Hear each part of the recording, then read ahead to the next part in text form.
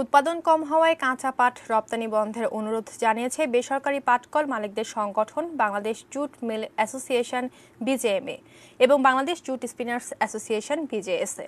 পাট শিল্পকে বাঁচাতে প্রতি মেট্রিক টন কাঁচা পাট রপ্তানির ওপর $250 রপ্তানি শুল্ক আরোপেরও সুপারিশ করেছে সংগঠন দুটি। মফিদুল তপু রিপোর্ট। করোনা মহামারীকালে অর্থনৈতিক স্থবিরতার মধ্যেও আশার আলো দেখিয়েছে সোনালী আঁশ পাট। চামড়া খাতকে টপকে দেশের দ্বিতীয় শীর্ষ রপ্তানি পণ্যের তালিকায় উঠে আসে পাট ও পাটজাত পণ্য। রপ্তানি উন্নয়ন ব্যুরোর হিসাব বলছে, চলতি বছরের জুলাই ও আগস্ট এই 2 মাসে কাঁচা পাট রপ্তানি হয়েছে আগের বছরের ঠিক একই সময়ের চেয়ে 50% বেশি।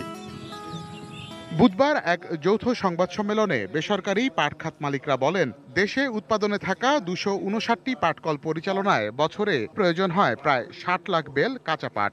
অন্যান্য বছর গড়ে 85 লাখ বেল পাট উৎপাদিত হলেও এবছর ঘূর্ণিঝড় আম্পান, আগাম বন্যা এবং কোভিড মহামারীর কারণে পাট উৎপাদন হবে 55 লাখ বেল। এই অবস্থায় কাঁচা পাট রপ্তানি অব্যাহত থাকলে দেশের পাট শিল্পের জন্য তা হবে আত্মঘাতী।